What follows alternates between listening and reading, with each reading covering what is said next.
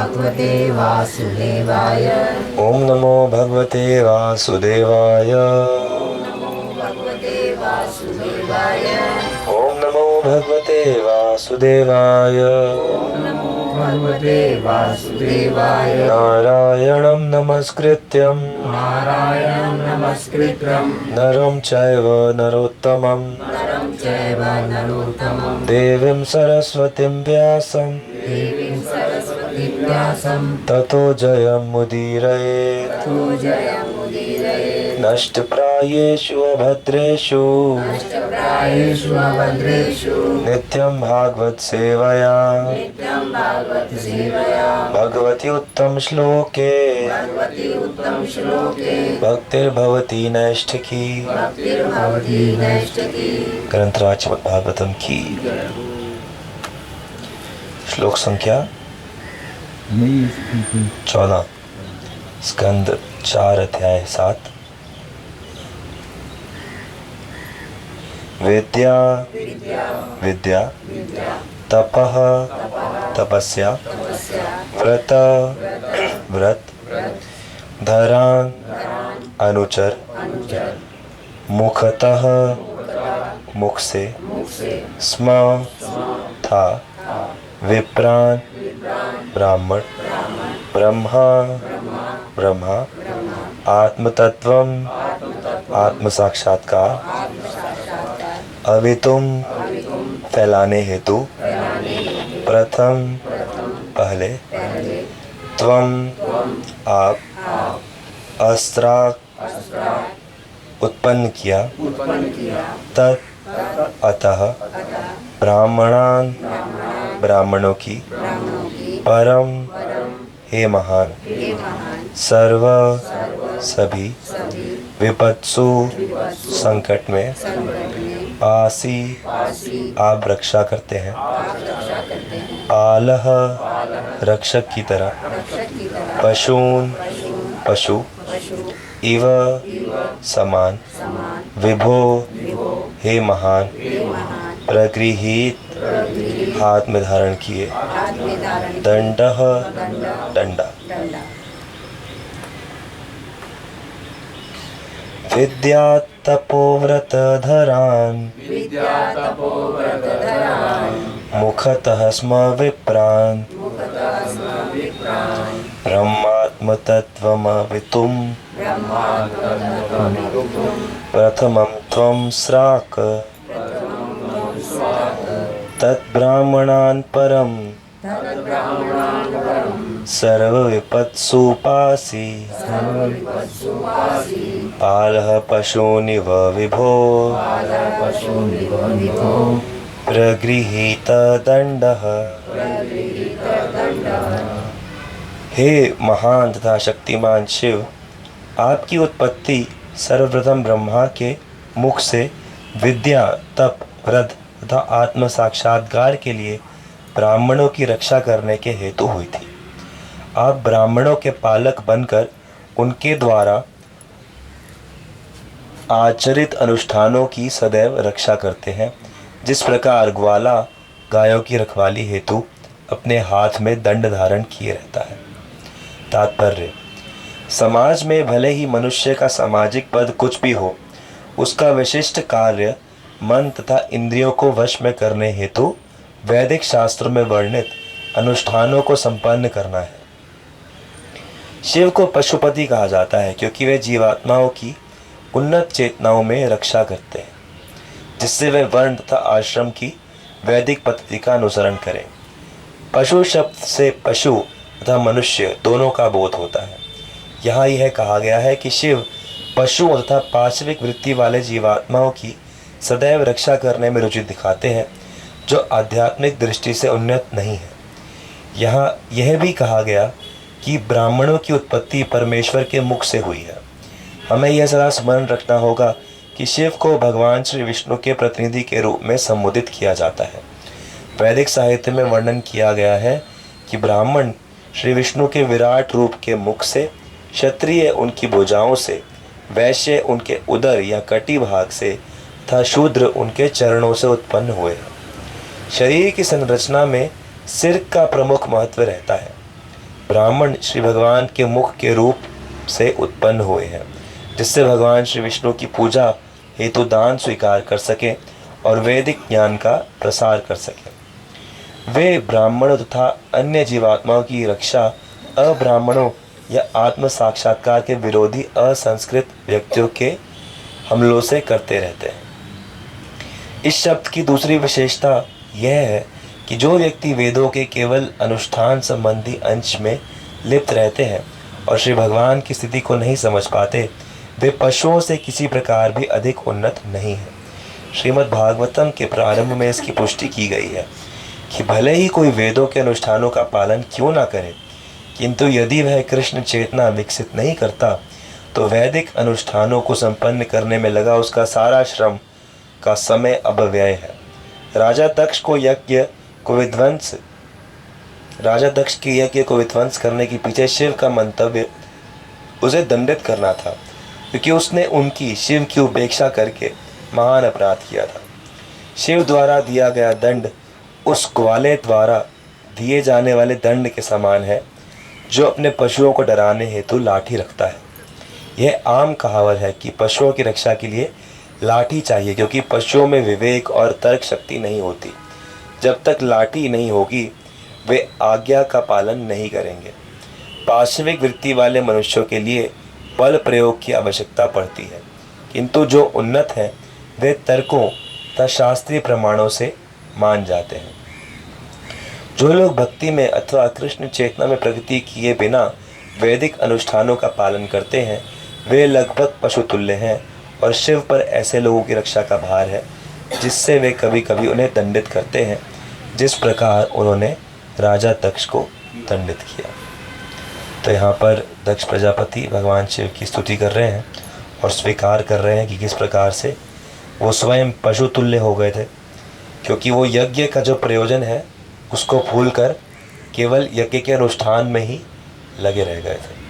तो जैसे हम चर्चा करते हैं, भक्ति में भी 6 चीज़ें होती हैं जिनसे हमें बच के रहना चाहिए, जिससे कि भक्ति का नाश होता है। उसमें से एक है नियम आग्रह। नियम आग्रह यानी कि नियमों को या अनुष्ठानों को सिर्फ नियम के लिए या अनुष्ठान के लिए पालन करना, उनका सही प्रयोजन, उनका जो लक्ष्य है उसको ना समझना। तो हमें लक्ष्य को बार बार अपने आप को याद दिलाना है। क्या लक्ष्य है? कि हमें तो भगवान के प्रति प्रेम विकसित करना है। अगर ये लक्ष्य दिमाग से हल्का सा भी हिलेगा तो बहुत ही जल्दी हम लोग भक्ति से गिर जाएंगे, क्योंकि ऐसी चीज़ें होती ही रहेंगी। कभी सम्मान मिलेगा तो मन फूल जाएगा, फिर कभी सम्मान नहीं मिलेगा तो मन उसके लिए लालायित होएगा। अरे मुझे आज क्यों नहीं मिला सम्मान, पहले तो मिला था अब क्यों नहीं मिल रहा। तो ऐसा लगेगा कि मुझे मेरा अपमान हो रहा है, हालांकि हो नहीं रहा, लेकिन ऐसा लगेगा कि अपमान हो रहा है। जैसे दक्ष प्रजापति का अपमान हुआ नहीं, लेकिन उनको ऐसा लगने लगा कि मेरा अपमान हो गया है। तो ये सब हमारी मानसिकता हम सब के अंदर ही चलती है। तो ऐसे ही कभी कभी अपमान हो जाएगा तो इतना रोष, इतना क्रोध हो जाएगा कि भाई अब तो सब त्याज्य है, सब चीज़ों को त्याग कर दो। तो इस कारण से ये जो लक्ष्य है उसको हमें बार बार अपने आप को याद दिलाते रहना है। केवल अनुष्ठानों के लिए, किसी अन्य लक्ष्य के लिए ये नहीं करना है। लक्ष्य क्या है? भगवान का प्रेम प्राप्त करना है, भगवान को प्राप्त करना है। जब तक भगवान प्राप्त नहीं होते तब तक नहीं रुकना है। ननाक पृष्ठम न च सार्वभौमम, जो ये श्लोक मैंने सुना आज भी भागवतम में 3 बार आया है। ननाक पृष्ठम न च सार्वभौमम, कि जो भगवान का भक्त है वो स्वर्ग नहीं चाहता, वो इस ब्रह्मांड का राज्य नहीं चाहता, वो मुक्ति नहीं चाहता, वो केवल भगवान के चरणों की रज चाहता है। 3 बार आया है, एक बार 11वें स्कंद में, एक बार 10वें स्कंद में, 2 बार 10वें स्कंद में भागवतम में। तो ये इसीलिए महत्वपूर्ण है क्योंकि, और शुरू से ही कहा जा रहा है कि अहेतु की अप्रतिहता, अहेतु अप्रतिहता, हेतु कोई भी संसारी हेतु नहीं, कोई भी अनुष्ठान के लिए नहीं, सिर्फ इसलिए कि भगवान का प्रेम विकसित हो सके। और जो लोग ये भूल जाते हैं तो कई बार भगवान उन्हें दंडित करते हैं। हालांकि वो बाहर से धर्म का पालन करते हुए लग सकते हैं। जैसे आज भी हमें बहुत सारे लोग दिखेंगे जो कहने को बहुत ही ज़्यादा धर्माशील होंगे, लेकिन उनका जो मन होगा वो भगवान के भक्तों में नहीं होगा या भक्तों की सेवा में नहीं लगेगा। तो इसका कारण क्या है कि वो सिर्फ अनुष्ठान के लिए अनुष्ठान करते हैं। कहीं ना कहीं उन्हें ऐसा लगता है कि चलो ये अनुष्ठान किया, स्वर्ग मिल जाएगा, बस वो काफ़ी है। तो इसलिए हमें ये समझना चाहिए कि ऐसे व्यक्तियों को फिर दंड भी मिलता है, जैसे प्रजापति दक्ष को मिला, और भगवान शिव ऐसा करते रहते हैं। तो हमें अपनी चेतना की रक्षा अच्छे से करनी है कि हमें तो भगवान की सेवा को प्राप्त करना है, भगवान का प्रेम प्राप्त करना है। तो भी प्रेम प्राप्त करने का सबसे मतलब सरल तरीका क्या है? प्रेम प्राप्त करने का सबसे सरल तरीका, विकसित जब प्रेम है ना, गाढ़ प्रेम की मतलब दिखे ना तो विरा हो जाए, आंखों से आंसू निकल आए, ऐसा कैसे होगा? ऐसा धीरे धीरे होगा।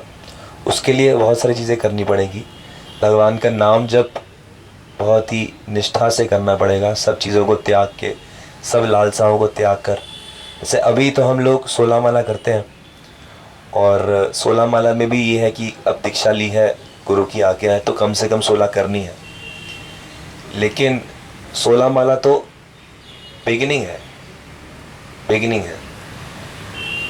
जो गौड़ीय वैष्णव परंपरा में आगे चल के जैसे भक्ति विनोद ठाकुर या अन्य आचार्य बताते हैं कि सब चीज़ें त्याग कर सिर्फ भगवान के नाम का आश्रय ले लो।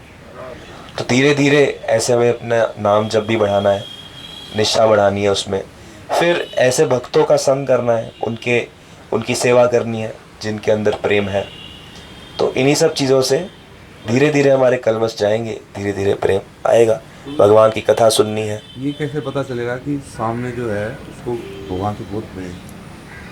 धीरे धीरे पता चलता है, संग करके लंबे समय में पता चलता है। एकदम से देख के तो किसी का भी लग सकता है, एकदम से देख के लगेगा कि भाई सामने वो व्यक्ति तो रो रहा है भगवान के लिए, इतनी ज़ोर से नाच रहा है, इतना उछल कूद के नाच रहा है, आंसू निकल रहे हैं, इतने सुंदर भजन गा रहा है, इतनी सुंदर कथा कर रहा है। तो धोखा तो हो सकता है, लेकिन चरित्र का और व्यक्ति के स्वभाव का जब तक अच्छे से पता ना चल जाए तब तक बहुत ही जल्दी श्रद्धा नहीं करनी चाहिए। क्योंकि ऐसा भी हो सकता है कि कई बार भावुक लोग ऐसी भावनाएं प्रकट तो करते हैं, लेकिन उनके अंतर मन में सांसारिक भावनाएं भी उतनी ही तीव्र होती हैं।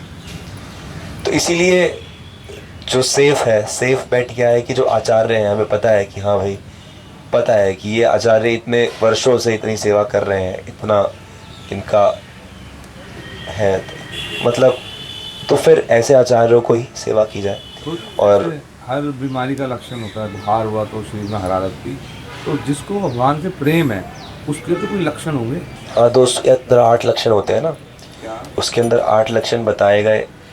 अव्यर्थ कालत्वम और भक्ति रसामृत सिंधु में है, जो भाव भक्ति इसमें प्रकट हो जाती है। पहला है शांतिर अव्यर्थ कालत्वम।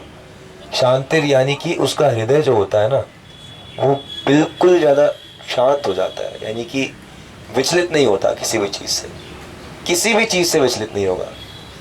किसी ने कुछ गलत कर दिया, कुछ गलत बोल दिया, कुछ गलत हो गया, कुछ अच्छा हो गया, विचलित नहीं होगा, शांत। अव्यर्थ कालत्वम, वो अपना समय बिल्कुल भी वेस्ट नहीं करेगा इधर उधर की चीज़ों में, कहीं इधर की बात, ये बात सुन रहा है, ऐसी बैठा है, बिल्कुल भी टाइम वेस्ट नहीं।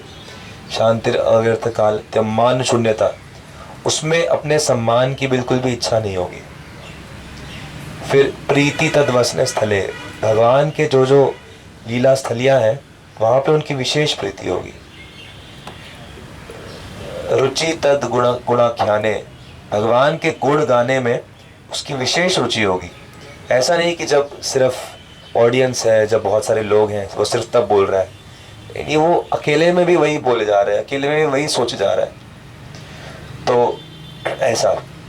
फिर आसक्ति वो रुचि स्तर नाम गाने सदा रुचि, भगवान का नाम गाने में उसकी सदा रुचि होगी, हमेशा भगवान का नाम स्मरण में चलता रहेगा और गाएगा और बड़े ही हर्ष के साथ लेगा। तो इस प्रकार से 9 लक्षण बताए गए। तो ये सारे लक्षण धीरे धीरे हमें अपने अंदर भी विकसित करने हैं, और जिनके अंदर ऐसे दिखते हैं तो उनकी सेवा करते हैं तो भक्ति मिलेगी। गंभीरता है, गंभीरता, वो क्या इसी का लक्षण नहीं है? हम वो आ गया ना, शांतिर, शांत है बिल्कुल। मतलब कोई फालतू का हंसी मजाक कर रहा है या कुछ कर रहा है, ऐसा नहीं। अगर आप किसी का जैसे चीज़ के बारे में बात कर रहे हैं तो करते करते फालतू का हंसी मजाक या मुँह गाना या ऐसे करना, ये नहीं, लक्षण सही नहीं है ना ये। हाँ, तो कभी कभी गुरु शिष्यों के साथ आमोद प्रमोद करने के लिए या फिर उनके स्तर के अनुसार होने के लिए कभी कभी गुरु भी ऐसा करते हैं। तो इससे जिसको हमने गुरु माना है तो उनके प्रति श्रद्धा कम नहीं करनी चाहिए। लेकिन हाँ, अन्य व्यक्तियों को जिसको हम कभी ऐसा देख रहे हैं, सोच रहे हैं, तो ऐसा समझ सकते हैं कि हाँ, किससे बहुत ज़्यादा संग करना है या किससे बहुत ज़्यादा संग नहीं करना है, तो ऐसा निर्णय लेने में हमें मदद मिल सकती है। तो मेरे को तो आप में बड़े लक्षण नजर आ रहे हैं। मेरे अंदर तो सारा दिखावा है प्रभु जी, कोई एक भी लक्षण नहीं है। प्रभु जी, जी जैसे आप कहते हैं कि हमारा तो अभी भगवान तक के हुआ दास है, तो दासी बनना जी। चाहिए, तो दास दासी का क्या मतलब, उसकी सेवा कैसी होनी चाहिए भगवान के प्रति? भगवान के प्रति कैसी सेवा होनी चाहिए? हाँ, मतलब जैसे दास बन जाता है तो दास तो सेवा ही करेगा, दासी बन जाएगी तो सेवा ही करेंगे, तो कैसी सेवा होनी चाहिए? भगवान की कैसी सेवा करनी चाहिए? कैसी मतलब भावना कैसी होनी चाहिए या वैसे? मतलब भावना भी और भावना? सम्मिश्र। भगवान की सेवा करते समय भावना तो यही होनी चाहिए कि हमें उसको प्रसन्न करना है, हमें इसके बदले अपने लिए कुछ नहीं चाहिए, और ये सेवा हमें निरंतर करनी है, जैसी जैसी जो परिस्थिति में जैसी जैसी सेवा हो। और फिर कैसी सेवा, तो जिस परिस्थिति में हम हैं, जैसे हम अभी हैं, तो हम अभी भौतिक संसार में हैं, तो हमारे घर पे ठाकुर जी के विग्रह हैं, भगवान के भक्त हैं, तो उनकी जो सेवा, जैसे विग्रह की जैसे सेवा होती है, आरती होती है, भोग लगाना होता है, स्नान इत्यादि, श्रृंगार आदि, तो वो सब सेवा होती है। और इसके अलावा भक्तों की जो सेवा होती है, उनको जैसी सेवा की आवश्यकता है वो सेवा करना। फिर भगवान के नाम की सेवा, नाम जप करना या भगवान के ग्रंथ पढ़ना, ये सब सेवा ही है, भगवान का प्रचार करना। फिर उसके बाद हम लोग ऐसी कल्पना या ऐसी भावना कर सकते हैं कि हाँ, हम लोग जब पूरी तरह शुद्ध हो जाएं, जैसे अभी हम क्या कर रहे हैं, अपने आप को शुद्ध कर रहे हैं भगवान की सेवा के लिए, पूरी तरह शुद्ध हो जाएं तो हम भगवान की ब्रज में इस तरह उनकी सखा की तरह या उनकी माँ की तरह या उनकी दाई की तरह ऐसी भी सेवा करें। तो ऐसी धारणा मन में विकसित करना, ध्यान करना, तो वो सब, तो ये सारी प्रकार की सेवा है। तो ये स्तर के अनुसार होती है। जैसे जैसे व्यक्ति शुरुआत में होता है तो उसको लगता है कि भाई बस मेरे बस का इतना नहीं है, मैं बस नाम ले लेता हूँ, कि सबसे आसान है नाम लेना, और उसके लिए ज़्यादा पता होने की भी ज़रूरत नहीं है। अब जिसको पता ही नहीं कि भाई भगवान को कैसी सेवा करनी है, क्या खिलाना है, क्या नहीं खिलाना, कैसे कौन सी आरती गानी है, तो उसके लिए सबसे आसान है कि चलो मैं सिर्फ नाम ही गा लेता हूँ। तो ऐसे नाम से शुरू होता है, फिर धीरे धीरे जैसे जैसे आप सीखते रहते हो, आप सीख ही रहे हो, दीक्षा की क्लासेस ले रहे हो, फिर दीक्षा लोगे, फिर दीक्षा के बाद और संग करोगे, तो और कैसे कैसे क्या क्या सेवा में उन्नत होना है वो धीरे धीरे सीखते रहते हैं। और ये ऐसी चीज़ है कि ये नित्य बढ़ती रहती है, ये कभी रुकती नहीं है। भगवान के नित्य धाम में जाकर भी भक्त लोग रोज़ रोज़ नई नई नई नई नई नई चीज़ें सीखते रहते हैं कि अच्छा कल तो ऐसी सेवा करनी थी, आज कैसे सेवा करनी है, अच्छा कल भगवान के लिए वो राग गाया था, आज कौन सा नया राग गाना है। तो राधा रानी और सारे जो भक्त हैं वो सब सिखाते रहते कि नहीं अब ऐसे करेंगे, अब ये सेवा करेंगे, आज नया राग ये करेंगे, नई भोजन में ये बनाएंगे, तो वो सब नित्य नवीन चलता रहता है। हाँ, जैसे आपने कहा कि इंसान के दास की कोई इच्छा नहीं होती, तो हमें भगवान से प्रेम, दास की भगवान को प्रसन्न करने के अलावा कोई इच्छा नहीं होती।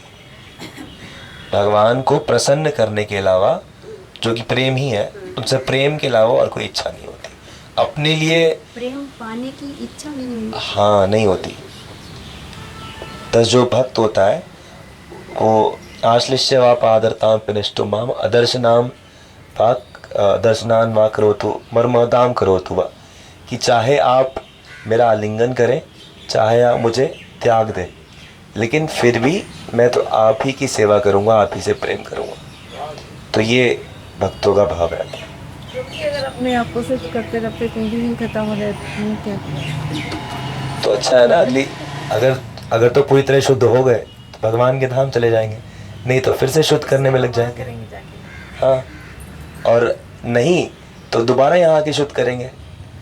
तो इसीलिए भक्त लोग तो वो चाहते ही नहीं ना कि हम, उनको तो बस सेवा करनी है, जैसे स्तर में जैसे जहाँ है वही तो बात है। ननाक पृष्ठम न च सार्वभौम, कुछ इच्छा नहीं है कि भाई यहाँ पहुँच जाए वहाँ पहुँच जाए, ये कर नहीं, जैसे जिस परिस्थिति में है वहाँ सेवा करेंगे। जब भक्ति विनोद ठाकुर कहते हैं कि कभी कीड़े का भी जन्म हो जाए तो कोई बात नहीं, बस आपके भक्त के घर में जन्म हो जाए ताकि आपका नाम सुनता रहूं, आपकी लीला कथा की जो ध्वनि है वो मेरे ऊपर पड़ती रहे। तो ये भावना होती है।